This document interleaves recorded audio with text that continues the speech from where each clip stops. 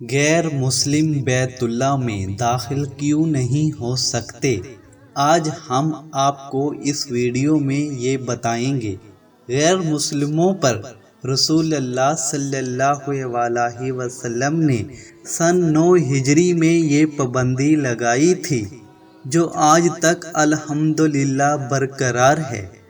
رسول اللہ صلی اللہ علیہ وسلم نے یہ پابندی کیوں لگائی تھی؟ آخر اس پابندی کو لگانے کی وجہ کیا تھی؟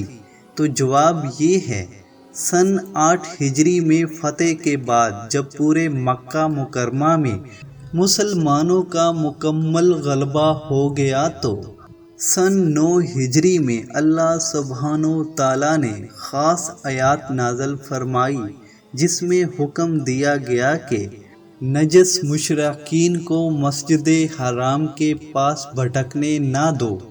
یہ آیات قرآن حکیم کی سورہ توبہ کی آیات نمبر 28 ہے، جو پارہ نمبر 10 میں ہے، جس کا اردو ترجمہ کچھ یوں ہے: اے ایمان والو، مشرک بالکل ہی ناپاک ہیں، وہ اس سال کے بعد مسجد الحرام کے پاس بھی بھٹکنے نہ پائیں۔ اگر تمہیں مفلسی کا خوف ہو تو اللہ تمہیں دولت مند کر دے گا اپنے فضل سے اگر چاہے، اللہ علم و حکمت والا ہے۔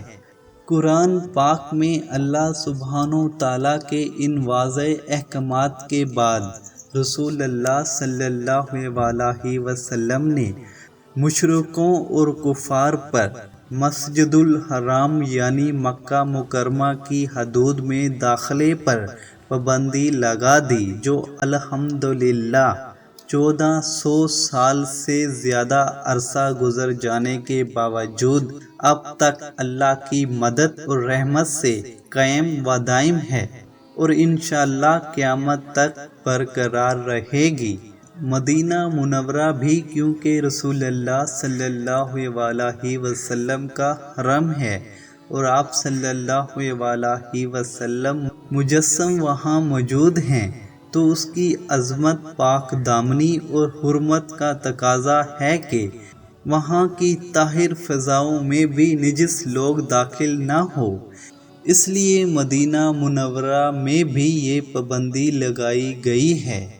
اے ایمان لانے والو، مشرکین ناپاک ہیں، لہذا اس سال کے بعد یہ مسجد الحرام کے قریب نہ بھٹکنے پائیں، اور اگر تمہیں تنگ دستی کا خوف ہو تو بعید نہیں کہ اللہ چاہے تو تمہیں اپنے فضل سے غنی کر دے، اللہ علیم و حکیم ہے۔ یہ ویڈیو اگر اچھی لگی ہو تو اس چینل کو لازمی سبسکرائب کر کے ہمارے ساتھ جڑے رہیں۔ شکریہ۔